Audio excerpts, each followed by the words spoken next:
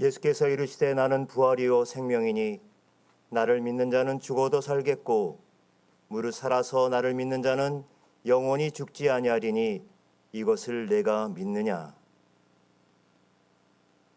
모든 생명의 근원이시며 모든 인생의 창조주가 되시는 우리 하나님 아버지, 부활의 기쁨을 함께 나누며 장애인 선교주일로 지키는 이 아침, 주님의 형상대로 지음받은 모든 지체가 한 마음으로 한 분 하나님께 예배드리게 하시니 감사드립니다. 성령 하나님, 지금 이 시간 임하셔서 우리 모든 사람이 사랑과 존중으로 하나 되게 하시고 우리 사회 속에 여전히 존재하는 차별과 편견의 벽이 허물어지는 예배 되게 하옵소서. 이 예배를 통해 우리 모두가 그리스도를 머리로 하는 한 몸의 지체임을 겸손히 고백하게 하시고 하늘나라의 환대와 사랑이 이 땅에서도 풍성하게 이루어지게 하여 주옵소서. 우리의 머리 되시는 예수 그리스도의 이름으로 기원하옵나이다. 아멘.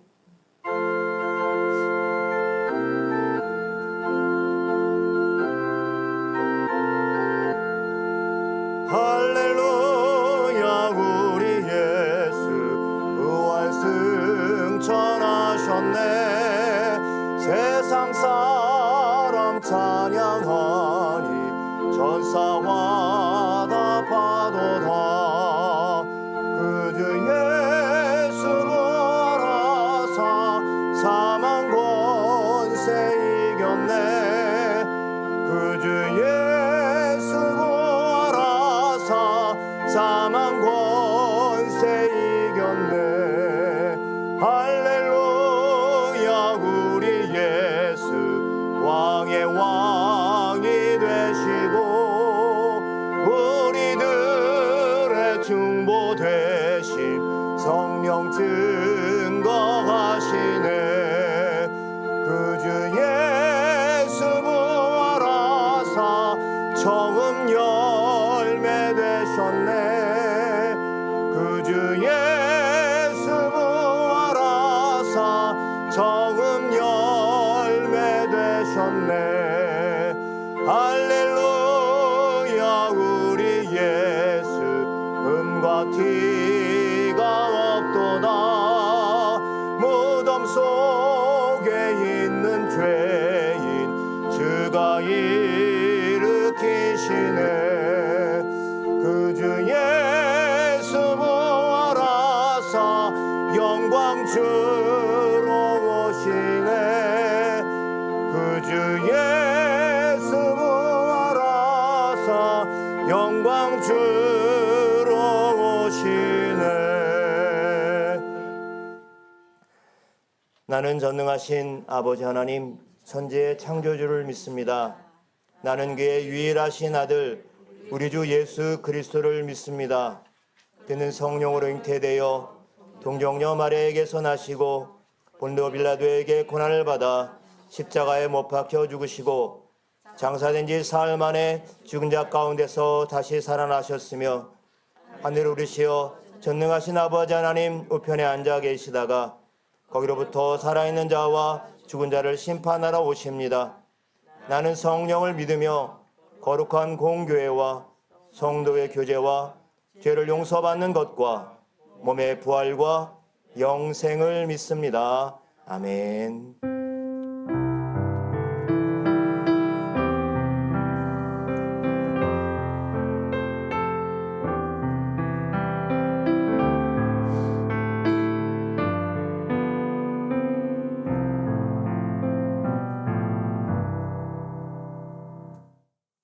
내가 그들을 내게 범한 그 모든 죄악에서 정하게 하며 그들이 내게 범하여 행한 모든 죄악을 사할 것이라.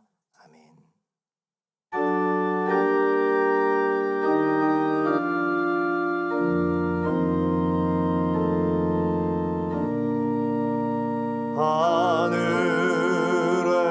하늘에 계신 아버지 이름 거룩하사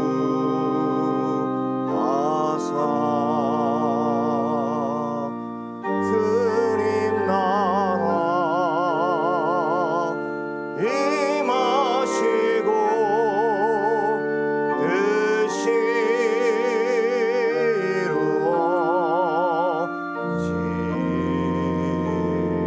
이루어지다. 일용할 양식 주시고 우리들의 큰 죄 다 용서하옵시고 또 시험에 들게 마시고 악에서 구원하소서. 대개 주의 나라 주의 권세 주의 영광 영원히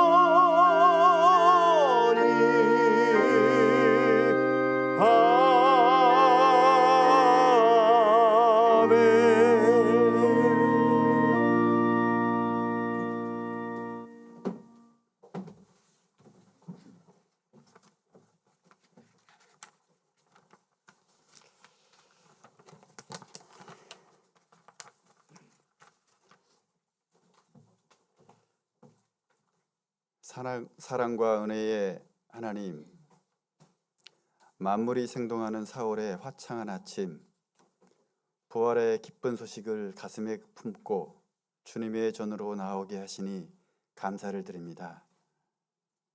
메마른 대지를 뚫고 올라오는 저 푸른 새싹들처럼 죽음을 이기시고 다시 사신 예수 그리스도의 생명이 오늘 이 자리에 모인 우리 모두의 영혼 속에 충만하게 하옵소서. 지금은 농부의 소망이 씨앗이 되어 심겨지는 계절입니다. 주님, 간절히 구하오니 우리의 마음밭을 성령의 단비로 적셔 주시옵소서. 세상의 염려와 재물의 유혹으로 굳어진 가시떨기 같은 마음을 제하여 주시고 오직 주의 말씀이 풍성한 결실을 맺는 옥토가 되게 하옵소서. 또한 우리는 거저 받는 자가 아니라 누군가의 눈물로 뿌려진 복음의 씨앗 덕분에 이 자리에 있음을 기억합니다. 먼저 뿌린 자의 수고를 통해 우리가 열매를 받았으니 이제는 받는 자인 우리가 다시 세상을 향해 생명의 씨를 뿌리는 자가 되게 하옵소서. 뿌리는 자가 나중에는 그 결실을 누리게 되고 그 풍요를 누리는 자가 다시 내일을 위해 씨를 뿌리는 거룩한 은혜의 순환이 우리 교회 안에 끊이지 않게 하옵소서. 성도들의 영혼을 위해 밤낮으로 말씀의 씨를 뿌리는 목회자들, 교육자들, 그리고 어린 심령들의 마음밭을 사랑으로 일구는 교사들을 기억하여 주시옵소서.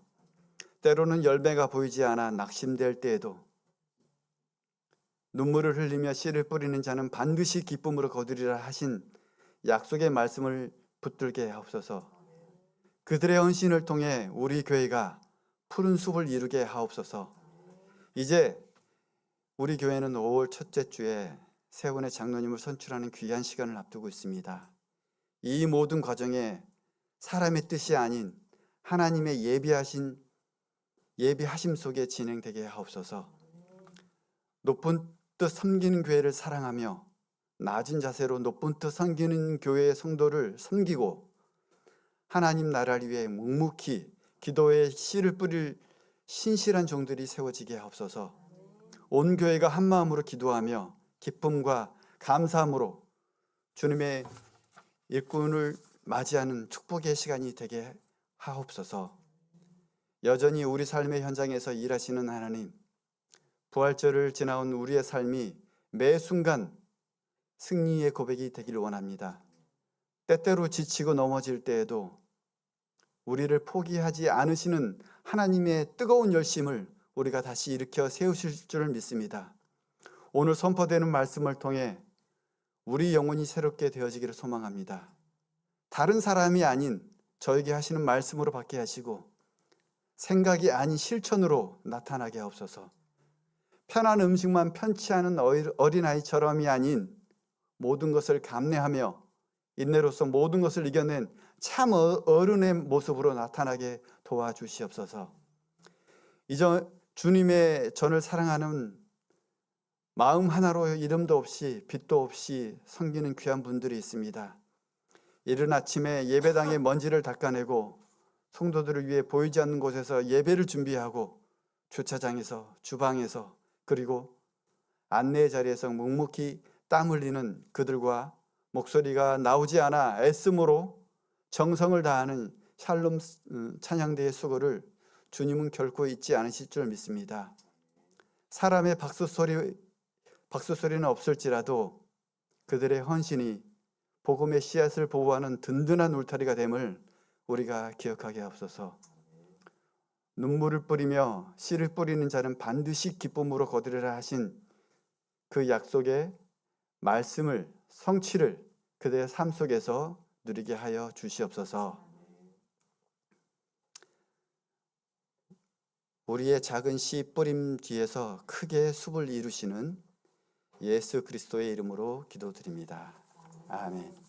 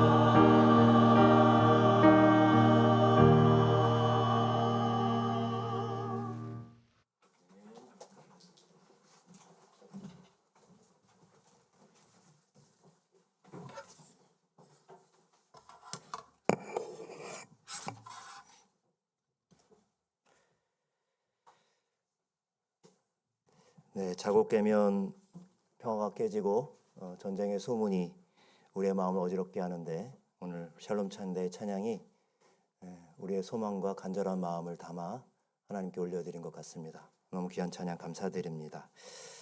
오늘 하나님께서 저와 여러분에게 주시는 말씀은 누가복음 14장 12절에서 14절 말씀과 고린도전서 12장 22절에서 27절의 말씀, 저와 여러분이 한 절씩 교독하도록 하겠습니다. 먼저 누가복음의 말씀은 12절 제가 읽고 13절 여러분이 읽고 14절 다 같이 읽도록 하겠습니다. 같이 하나님의 말씀을 경청하여 주시기 바랍니다. 또 자기를 청한 자에게 이르되 내가 점심이나 저녁이나 베풀거든 벗이나 형제나 친척이나 부한 자를 청하지 말라. 두렵건대 그 사람들이 너를 도로 청하여 내게 가품이 될까 하노라.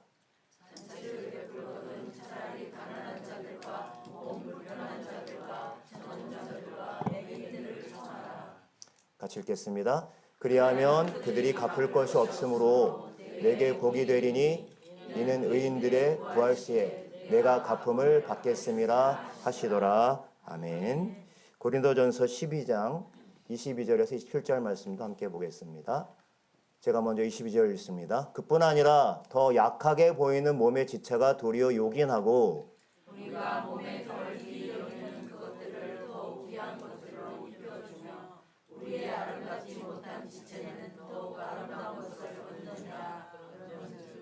우리의 아름다운 지체는 그럴 필요가 없느니라. 오직 하나님이 몸을 고르게 하여 부족한 지체에게 귀중함을 더하사 몸 가운데서 분쟁이 없고 오직 여러 지체가 서로 같이 돌보게 하셨느니라. 만일 한 지체가 고통을 받으면 모든 지체가 함께 고통을 받고 한 지체가 영광을 얻으면 모든 지체가 함께 즐거워하느니라. 너희는 그리스도의 몸이요 각 지체의 각 부분이라. 아멘. 이것은 하나님의 말씀입니다. 한 주간 여러분 평안하셨습니까? 예. 지난 주간에 이제 비가 안 와서 오늘 보니까 벚꽃이 만발한 우리 노선마루를 대할 수 있습니다.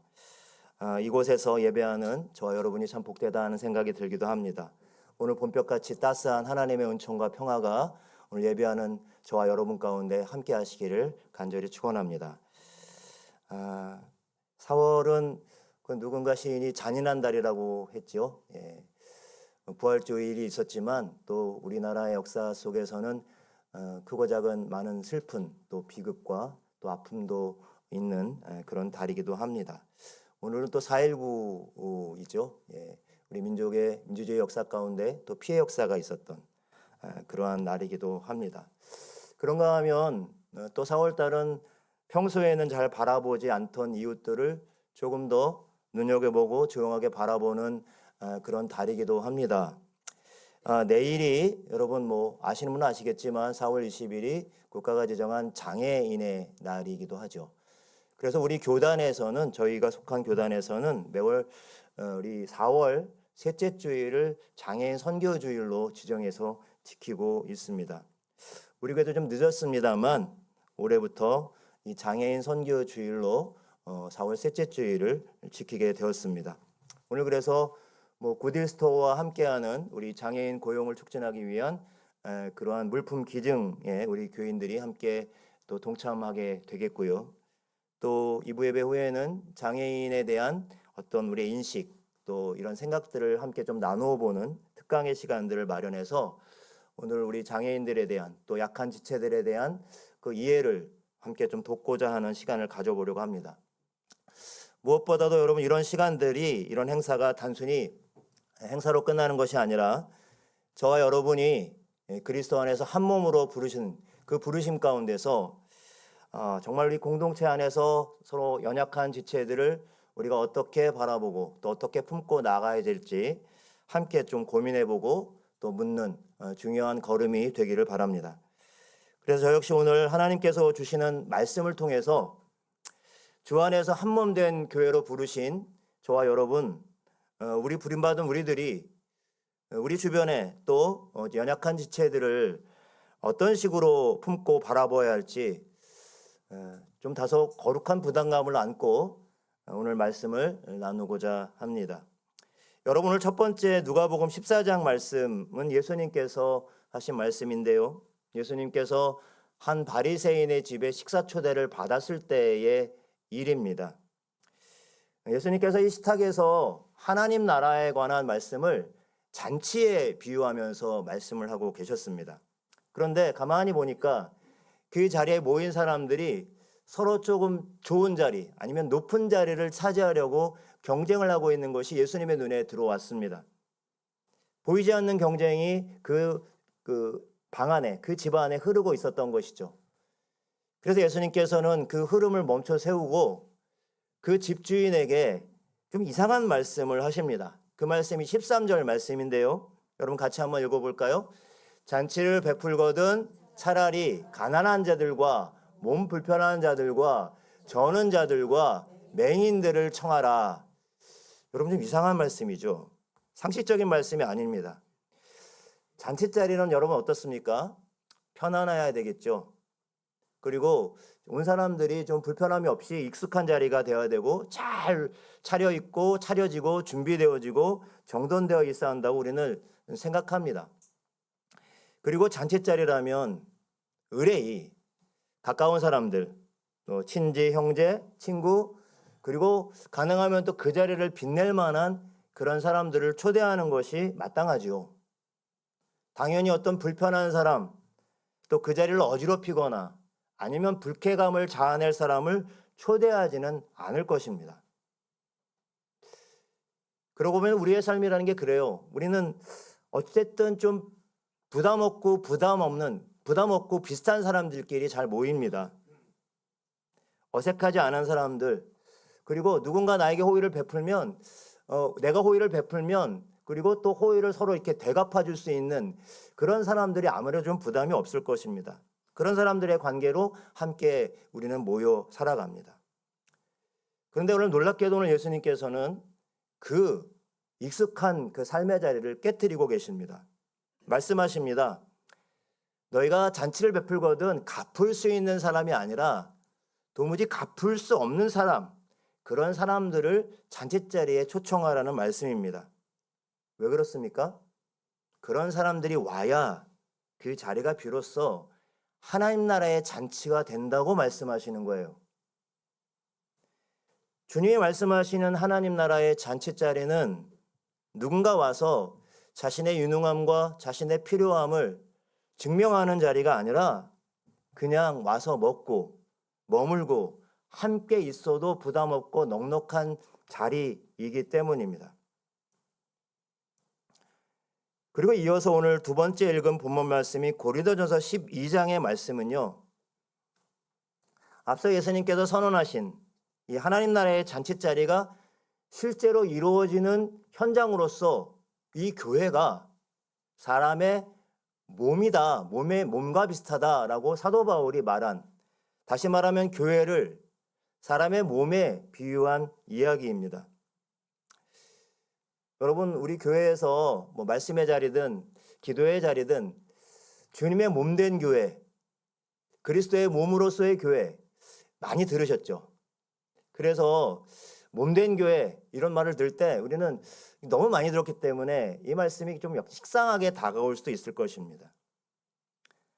하지만 여러분, 당시 이 바울이 교회를 그리스도의 몸이라고 또 이 몸에 비유한 것은 주님의 교회가 과연 어떤 것인지에 대해서 아주 매우 선명하게 그리고 통찰력 있게 보여주는 표현이었습니다.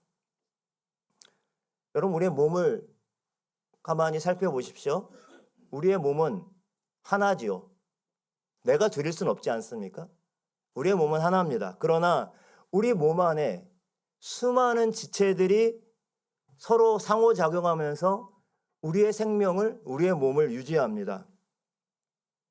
눈이나 귀나 코나 손과 발 등 보이는 부분도 있지만 그러나 그 보이는 부분만으로 몸이 유지가 되지 않죠. 오히려 보이지 않는 부분인 이런 혈관계나 신경계나 그리고 모든 오장육부의 내장이 서로 상호작용하면서 조화롭게 생명을 유지해 가고 있습니다. 바울은 그 몸의 모습 속에서 교회의 모습이 있다라고 본 것입니다. 교회 공동체를 보면 참으로 다양한 사람들이 서로 연결되어서 하나의 살아있는 생명체, 이걸 좀 어려운 말로 유기적인 공동체라고 부릅니다.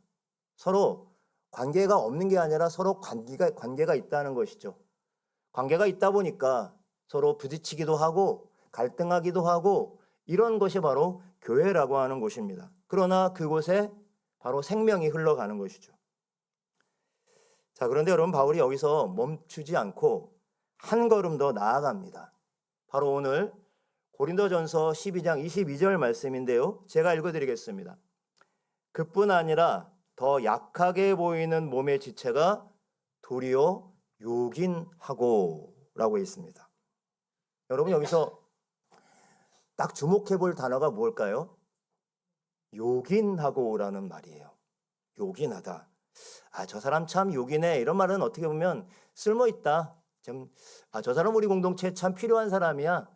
도움이 되는 사람이야. 이렇게 우리가 볼 수 있겠죠. 그런데 여러분, 이 요긴하다는 말은 좀 원어적으로 보면 좀 더 강하고 깊은 의미를 갖고 있습니다. 어떤 의미가 있냐면요. 반드시 있어야 하는, 그리고 없으면 안 되는, 똑같은 말이죠. 그리고 필수적인, 이런 의미로 사용되어집니다. 여러분, 그렇기 때문에 요긴하다는 말은 그냥 흘려들을 말이 아닙니다. 요즘 우리 사회 전반에 보면 이 사회 복지에 대한 인식이 많이 높아졌죠. 네, 그래서 조금 신체적으로 때로는 정신적으로 결핍이 있거나 약한 사람들, 이런 사람들을 대놓고 무시하거나 아니면 차별하거나 배제하는 것은 옳지 않다는 걸 대부분 누구나 다 잘 알고 있습니다. 그리고 그런 차별들을 막아내는 그러한 법적인 장치도 어느 정도 마련되어 있죠.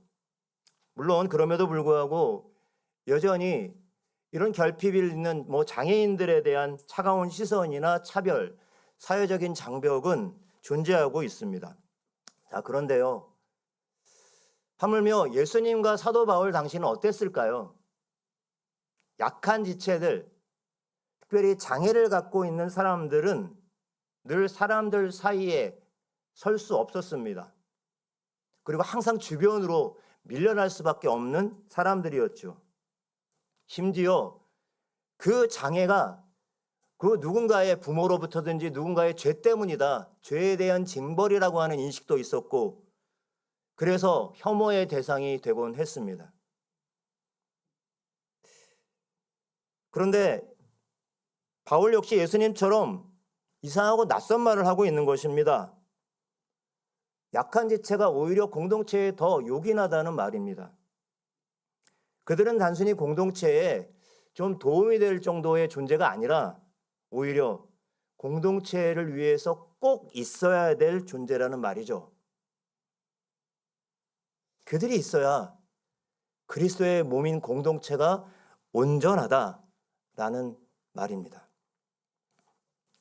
사도 바울이 왜 이렇게 말을 했을까요? 그 이유에 대해서 23절에서 25절에 이렇게 말하고 있는데요. 중간에 좀 생략해서 읽어드리겠습니다.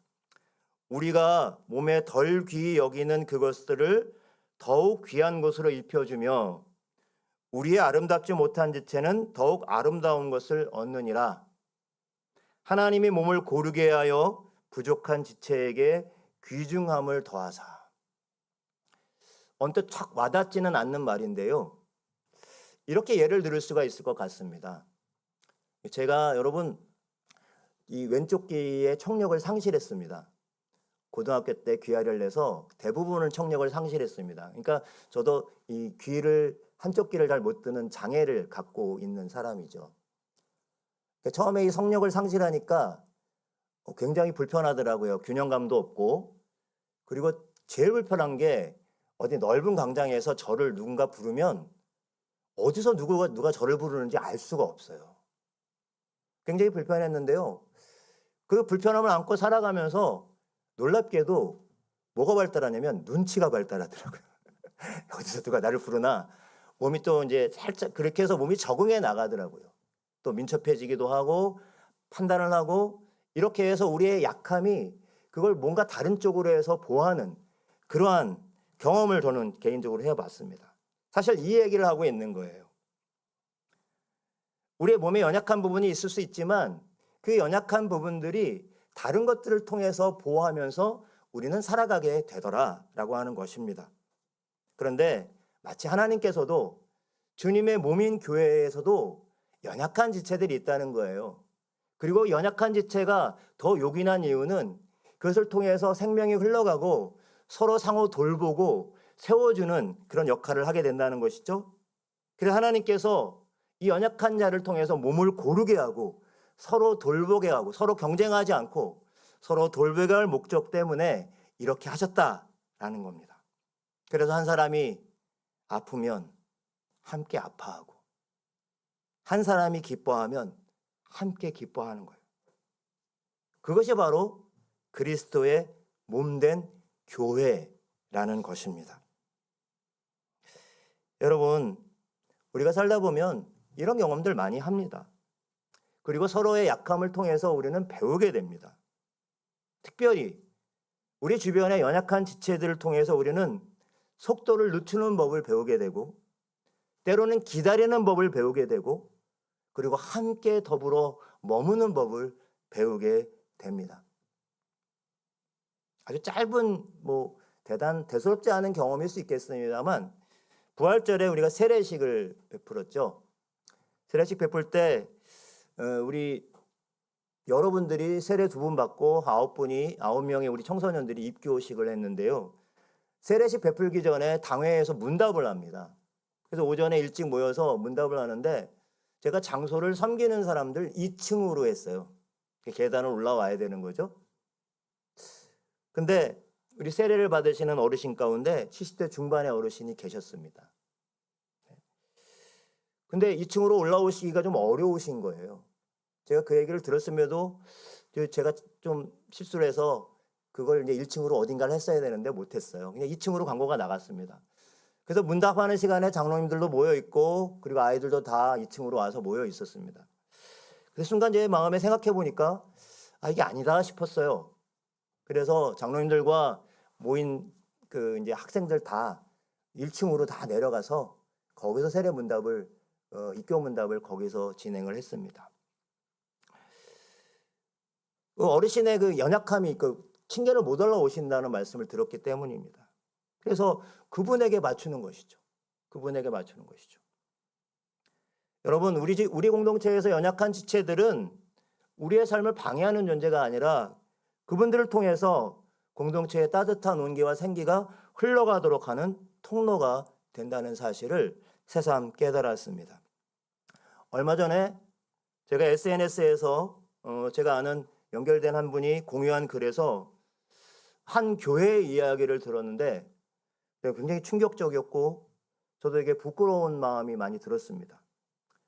그리고 정말 말씀대로 그대로 실천하며 살아가는 그러한 목사님, 그 교회 공동체에 대한 깊은 감동이 있었습니다. 그래서 여러분께 잠깐 그 이야기를 나누고 싶습니다. 경북 상주에 있는 한 작은 교회에서 일어난 일인데요. 어느 날 그 교회 기둥 같은 장로님, 집사님 섞여 있는 그 교인들이 어느 날 목사님을 찾아와서 이렇게 말을 합니다. 저 사람들을 내보내든지 아니면 우리가 나가겠습니다. 이때 이분들이 가리킨 저 사람들이란 예배 중에서 큰 소리를 내거나 자리를 이탈하는 지적 장애인들을 말하는 것이었습니다. 왜요? 예배가 방해된다는 이유 때문이었습니다. 여러분 좀 고민되겠죠, 이럴 때. 근데 그 목사님이 대답은 아주 짧고 단호했습니다. 이렇게 말을 한 거예요.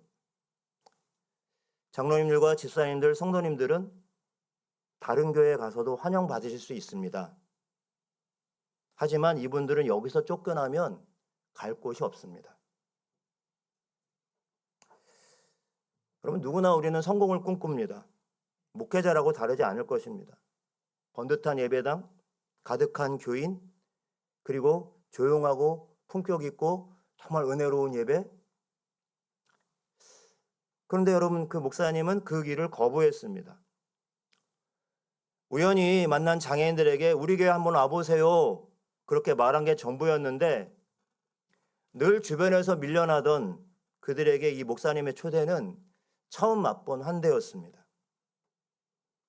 하지만 목사님의 따뜻한 호의의 대가가 혹독했던 거죠. 그들이 오자마자 예배당은 신음소리와 돌발적인 소음이 수시로 터져나오는 공간이 되고 말았습니다. 진지한 예배에 익숙했던 교인들은 얼굴이 점점 굳어져 가고 말았습니다. 알고 보니 이 장애인들은 이미 여러 교회에서 발길을 돌려야만 했던 아픈 사연들을 저마다 갖고 있었습니다. 결국 목사님은 그 장애인들을 품는 방향으로 선택을 했고, 그리고 그 이후 교회에 기둥같이 섬기던 많은 사람들이 조금씩 점점 떠나기 시작했습니다. 교회는 점점 비어갔습니다.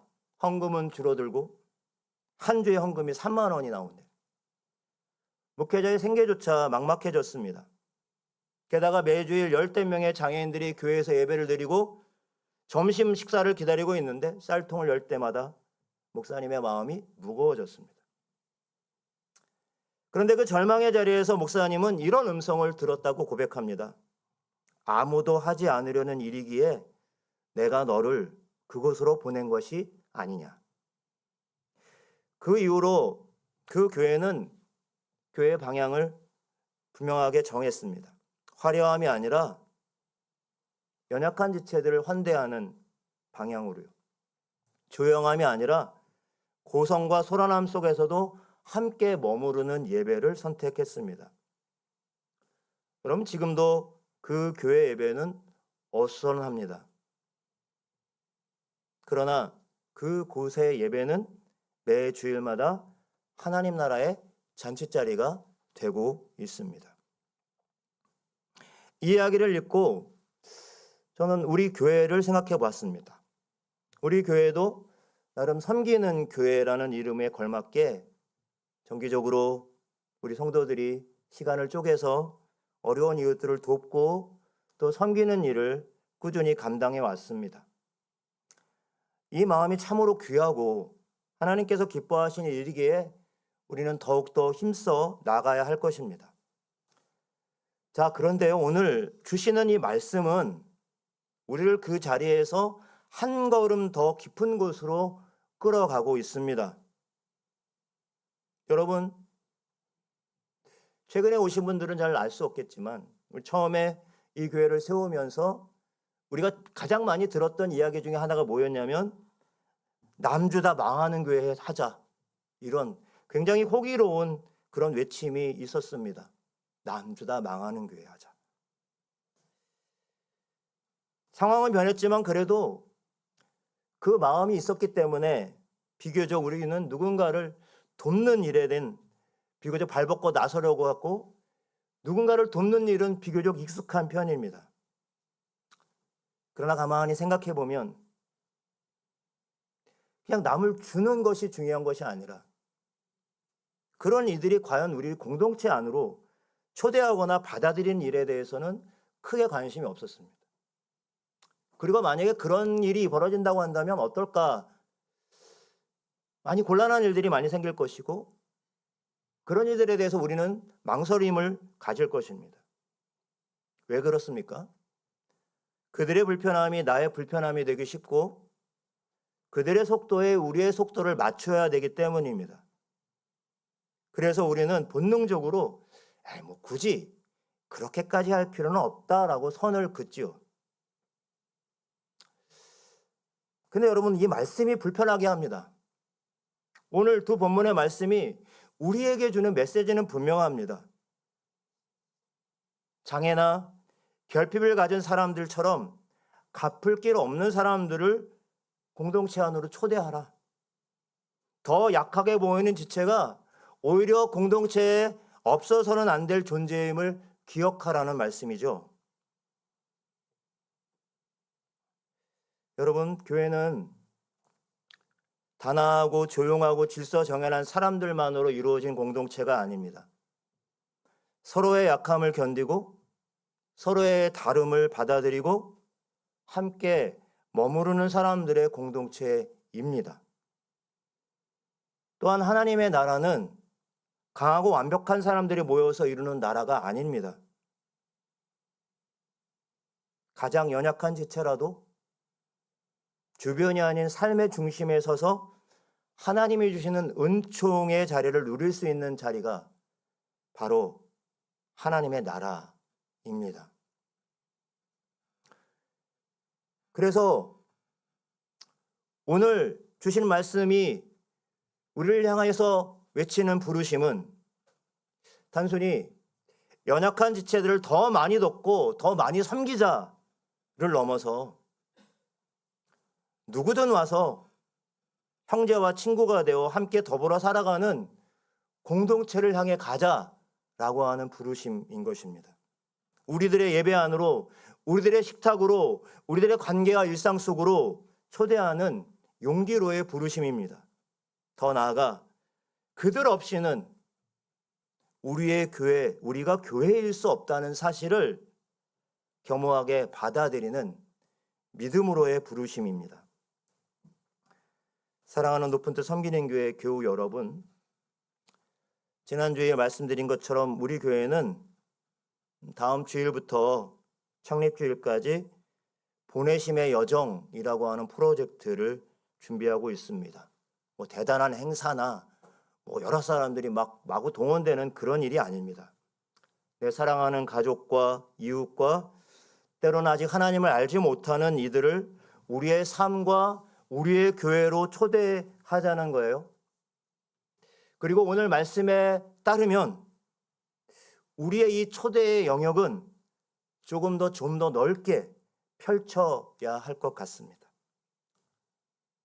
우리의 삶의 주변에 연약한 지체들, 그 지체들을 향해서 말이죠. 그래서 오늘 말씀은 우리에게 이렇게 먼저 묻습니다. 먼저 우리 개인에게는 우리는 과연 누군가를 우리의 삶의 자리로, 우리의 교회로 초대할 준비가 되어 있는가? 또 우리 공동체를 향한 질문은 이것입니다.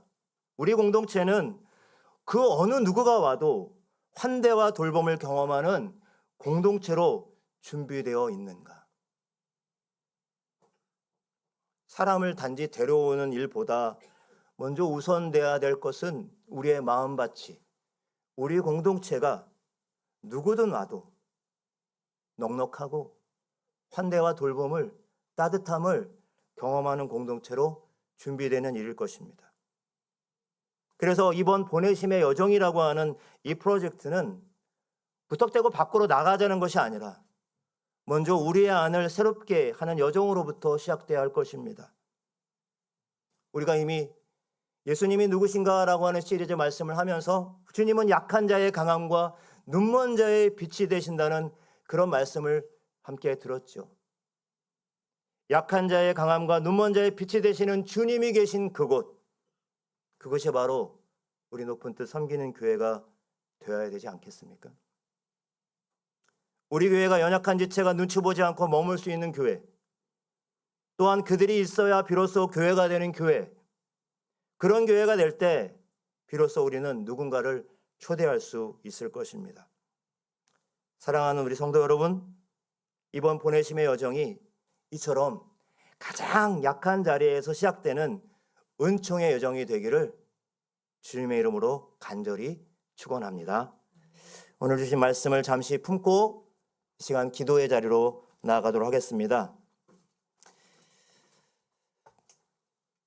세상은 필요에 따라서 움직이고 그리고 유능함을 숭상합니다.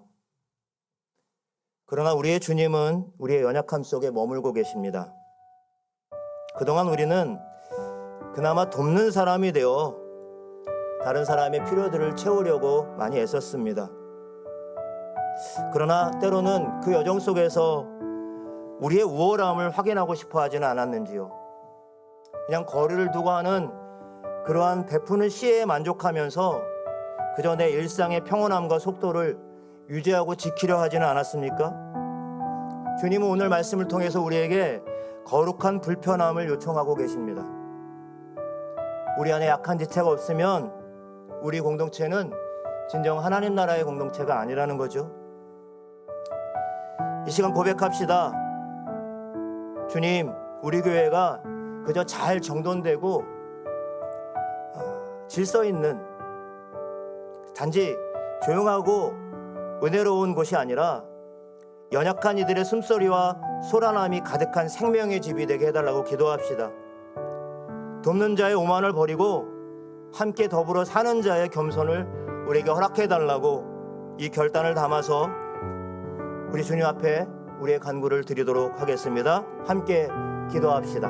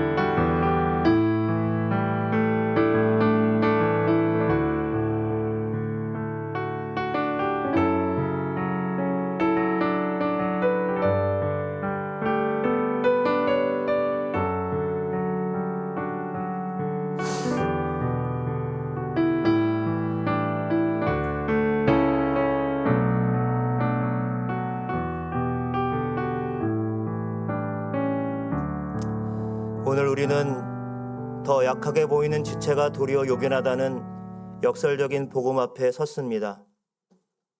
우리는 그동안 강한 것, 쓸모있는 것, 빠른 것, 정돈된 것만을 복이라고 여겨왔습니다. 그러나 주님은 우리가 외면했던 연약한 자리, 소외된 자리에서 하나님의 나라의 잔치가 시작된다고 말씀하십니다. 주님, 이 시간 간절히 구하오니 우리에게 불편해질 수 있는 용기를 더하여 주옵소서. 몸과 마음이 약한 지체들, 가난한 이들, 갚을 길 없는 이들이 우리들의 식탁의 주인공이 되게 하옵소서. 그들이 우리 곁에 머무는 짐이 아니라 우리 공동체를 살리는 하나님의 신비로운 은총의 시작임을 깨닫게 하여 주시옵소서. 우리 교회가 그저 우리 안에 천국을 만드는 것이 아니라 누구든지 와서 눈치 보지 않고 숨 쉴 수 있는 환대의 공간이 될 수 있기를 간절히 소망합니다. 이제 시작될 보내심의 여정이 사람을 채우는 숫자의 잔치가 아니라 잃어버린 한 영혼을 가슴에 품는 사랑의 여정이 되게 하여 주시옵소서. 우리의 약함을 통해 강함을 드러내시는 우리 주 예수 그리스도의 이름으로 기도드립니다. 아멘.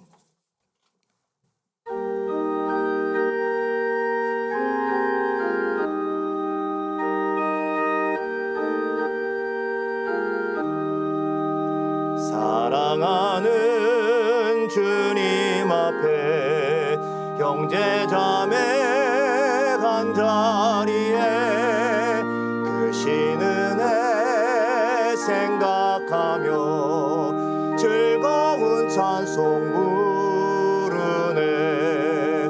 내 주 예수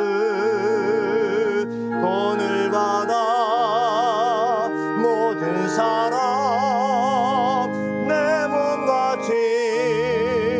환난 근심 위로하고 진심으로 사랑하세. 사랑하는 주님 앞에 온갖 충성 다 바쳐서 괴로우나 즐거우나 힘써 섬기네. 우리 주님 거룩한 손 제자들의 발을 씻어 남 섬기는 종의 도를 몸소행해 보이셨네. 사랑하는 주님 예수 같은 주로 섬기나니 한 피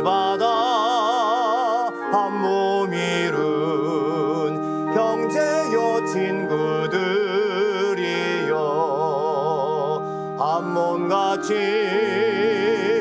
친밀하고 마음으로 하나 되어 우리 주님 크신 뜻을 지성으로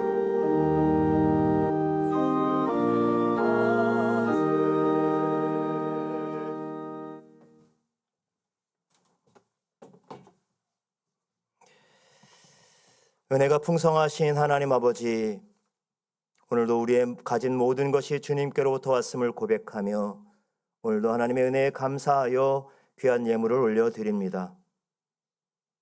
한 주간에 땀 흘려 일한 우리의 수고와 주님 없이는 살 수 없다는 우리의 신앙 고백이 담겨진 이 예물이 하나님께 영광이 되고 드려진 물질을 통해서 낮은 자를 살리고 또 섬기며 친구가 되어주고 형제가 되는 일에 흘러가게 하여 주시옵소서.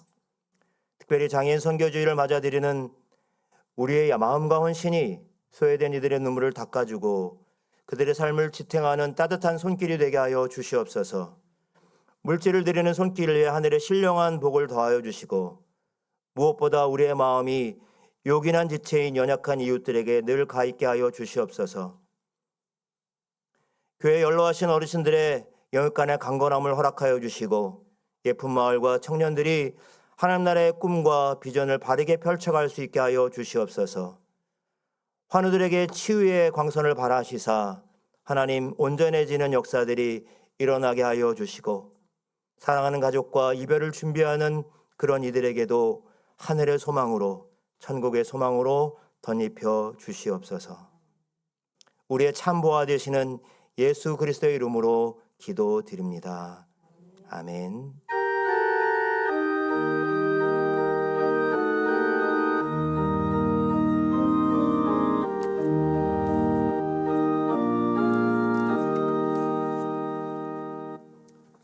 모두 자리에 앉아주시기 바랍니다.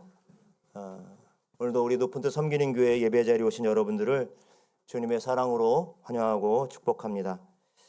교회 몇 가지 소식 전해드리도록 하겠습니다. 예고드린 대로 오늘은 장애인 선교주일로 교회가 지키게 됩니다. 그래서 굿윌 스토어와 함께하는 물품 기증 캠페인을 오늘 이제 물품 기증하는 날로 정합니다. 그래서 오늘 굿윌 스토어 관계자들이 오셔서 물품 준비하신 물건들을 수거하는 그런 행사를 갖도록 하겠습니다.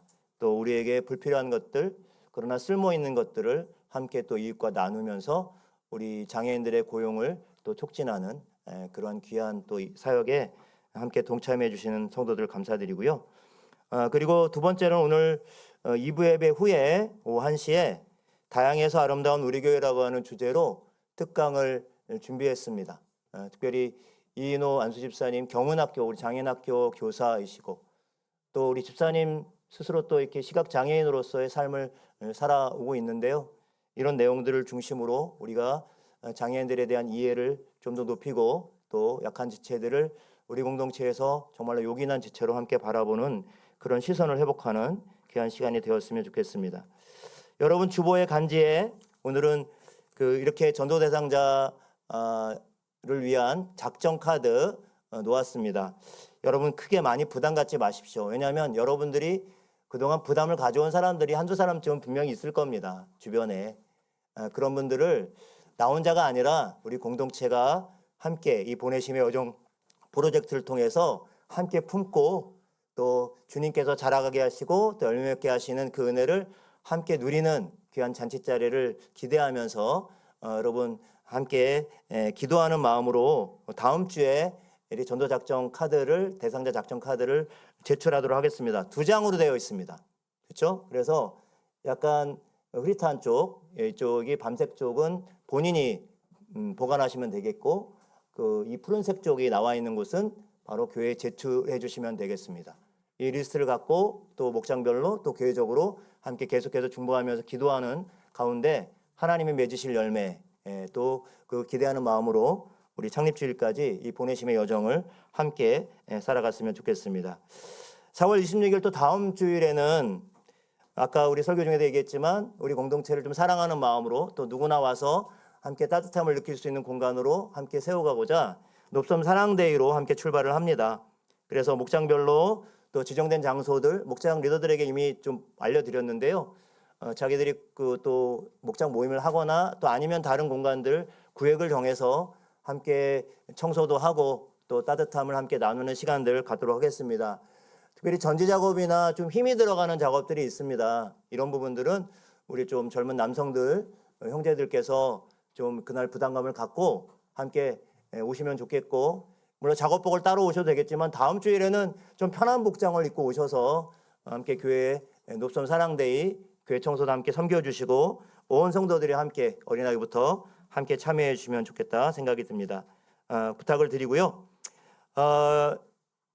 5월 첫째 주일 5월 3일에는 우리 집사님 기도하셨지만 임시공동회의를 개최하게 됩니다. 특별히 장로 3인 선거를 위해서 장로 3인까지를 선거하는 것으로 저희가 청원을 했기 때문에 뭐 3인이 될 수도 있겠고 2인이 될 수 있겠고 한 분이 될 수 있겠습니다만 그 결과는 우리가 알 수 없습니다만 교회를 위해서 또 하나님 나라를 위해서 헌신할 수 있는 우리 직분자 선거가 있습니다. 오늘 게시판에 피선거인 자격을 갖고 계신 분들을 모두 이렇게 올려놨습니다. 후보가 아닙니다. 자신이 나선 게 아니에요. 여러분 오해하지 마시고 교회에서 조사를 해서 대상자가 되신 분들을 올려놨습니다. 좀 면면을 함께 살펴보시고 또 기도하는 마음으로 함께 준비해 주시고 또 오늘 선거인 명부도 준비되어 있는데요. 그 명부에 확인란이 있긴 하지만 확인 체크는 하지 마시고 자기의 이름이 있는지 혹시 없으면 우리 교회에 등록돼 있고 세례교인 이상 또 교회 공동회의 회원인데 없으면 말씀해 주십시오. 그래서 추정하도록 하겠습니다. 꼭 기억해 주시고 기도로 우리 직분자 선거를 준비해 주시기를 당부를 드립니다. 그리고 이번 주 21일 화요일에 220회 평복노회가 진행이 됩니다. 평복노회에 소속되어 있는 교회들이 목사님, 장로님들, 총대들이 모여서 함께 또 여러 가지 논의들을 해나는 그런 회의인데요. 이번 노회는 특별히 우리 교회의 늘품아이 이진욱 전사님께서 목사 안수를 받게 됩니다.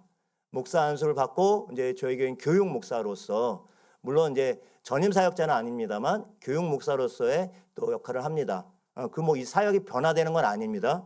그래서 교육 목사로서 또 목사로서 또 이제 사역을 시작하게 된다는 거 기억해 주시고 목사 임직식은 오후 5시고요. 장소는 의정부에 있는 아일랜드 캐슬입니다. 이 아일랜드 캐슬은 지금 높은터 덕소교회가 예배처소로 사용하고 있는 공간입니다.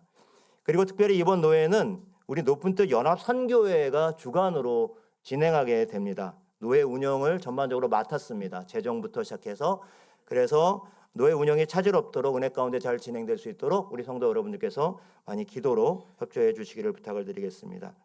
높섬 열린 책방 광고 보시고 관심 있는 분들 함께 참여해 주시길 부탁을 드리겠고요. 이번 주 목요 기도회는 2 목장과 3 목장이 지킴이의 목장입니다. 금요 기도회에서 목요 기도회로 옮겼습니다. 금요 기도회는 아무래도 또 주말에 가깝기도 하고 가족별로 행사도 많이 있으시기도 하고 또 교통편도 굉장히 좀 어렵기도 하고 그래서 목요 기도회로 저희가 옮겼습니다. 그래서 요즘 참 기도하기 좋은 그런 계절이기도 합니다.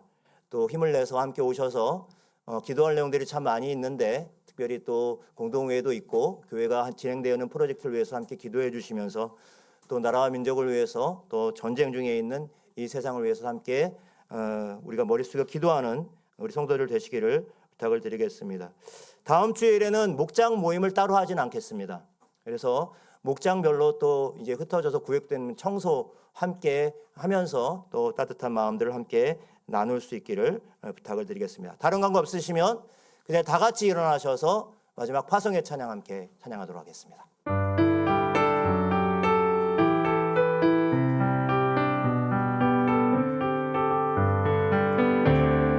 오늘 이 자리에 모인 우리 어린 양 예수 따라가는 무리 되게 하소서.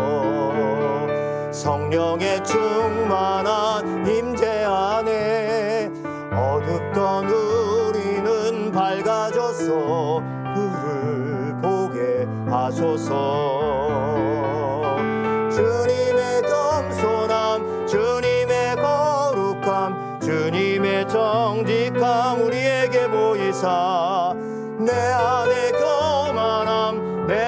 나의 천박함 내 안의 거짓됨 모두 벗어버리고 어린 양 예수 따라가는 무리 되게 하소서.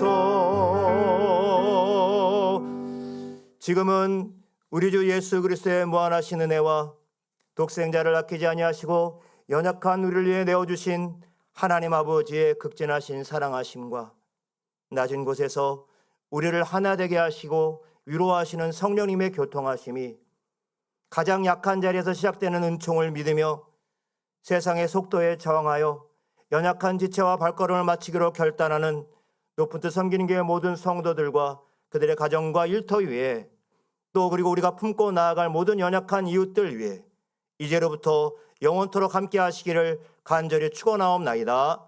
아멘.